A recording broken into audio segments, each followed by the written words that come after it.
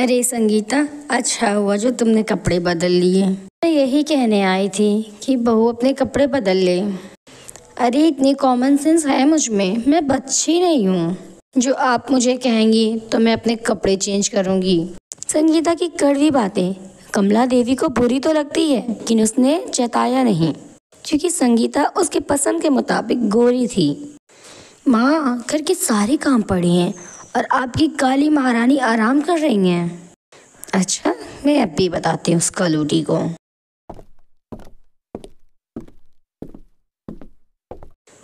अब तक तूने कपड़े भी नहीं बदले अपने। वो माँ जी, मैं सोच रही थी आप मुझसे कहेंगी तब मैं बदल लूँगी कपड़े। अच्छा, तो अब महारानी को मैं कहूँगी तब महारानी कपड़े बदलेंगी।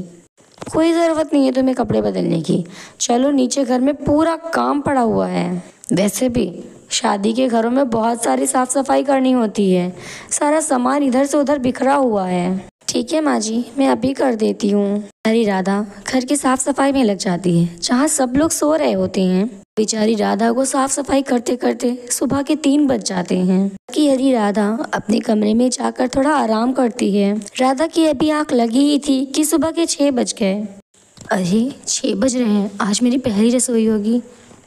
राधा जल्दी से नहा धोकर तैयार होकर नीचे जाती है।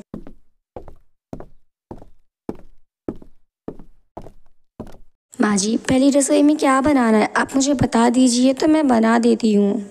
चुप कर, पहली रसोई है, पहले मेरी गोरी बहू रसोई में जाएगी, उसके बाद ही तू अपना कदम रसोई में लेकर जाना। हाँ भाभी, वैसे भी मुझे आपके हाथों का खाना खाने में घिन आएगी।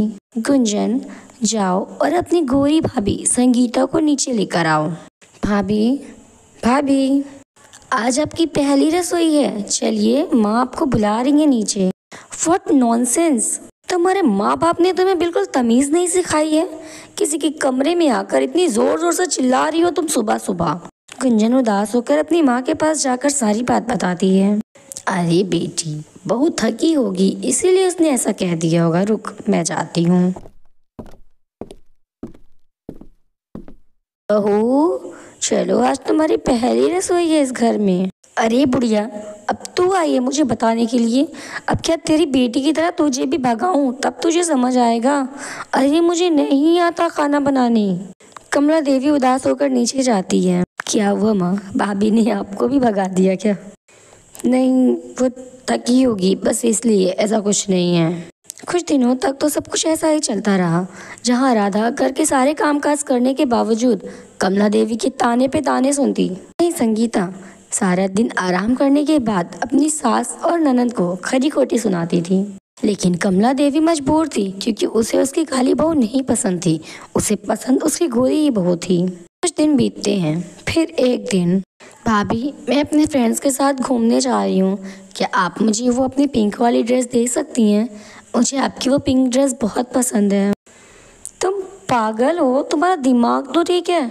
अरे उस ड्रेस का प्राइस जानती हो तुम? 20,000। एटलीस्ट पसंद तो अपनी औकात के हिसाब से किया करो। गुंजन, तुम चलो मेरे पास कुछ देख लो, अगर तुम्हें कुछ पसंद आ जाए तो तुम मेरे कपड़े ले सकती हो। हाँ हाँ, क्यों नहीं, जाकर तुम इस कलूटी के ही कपड़े लो।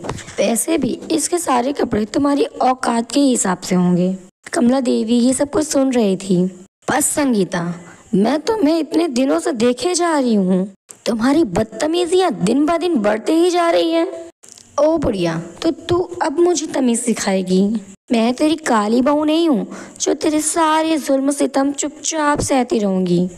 और अपनी ये 5 हाथ की जुबान अपनी काली बहू पर ही चलाना तू, वरना मैं तेरी जुबान खींचकर तेरे हाथों में दे दूंगी। बिल्कुल ठीक कह रही हो संगीता, तुम मेरी काली बहू नहीं हो और तुम मेरी काली बहू के जैसे कभी बन भी नहीं सकती हो। अरे ये मेरी ही गलती है जो मेरे आँखों पर मैंने गोरे और काले रंग की पट्टी बांध रखी थी। तुम जब से इस घर में आई हो सिर्फ बदतमीजियाँ करती हो, लेकिन तुम्हारे गोरे रंग की वजह से मैंने तुम्हें कभी कुछ नहीं कहा। बेचारी राधा जब से इस घर में आई है, उस बेचारी ने सिर्फ और सिर्फ मेरे ताने ही सुने हैं। और ये मेरी ही गलती है जो मैंने काले और गोरे में फ़र्क किया। लेकिन आज तुमने मुझे ये एहसास दिला दिया है कि गोरा काला में फ़र्क नहीं करना चाहिए। हमें इंसान की अच्छाइयों और सच्चाइयों को देखना चाहिए। राधा, तो मुझे माफ़ कर दे। हाँ भाभी, आप मुझे भी माफ़ कर दो। अरे नहीं माँ जी, नहीं गुंजन, तुम्हें माफ़ी मांगने की कोई ज़रूरत नहीं है। उस दिन के बाद से फिर कभी कमला देवी और गुंजन ने अपनी काली भाभी के साथ बदतमीज़ी नहीं की।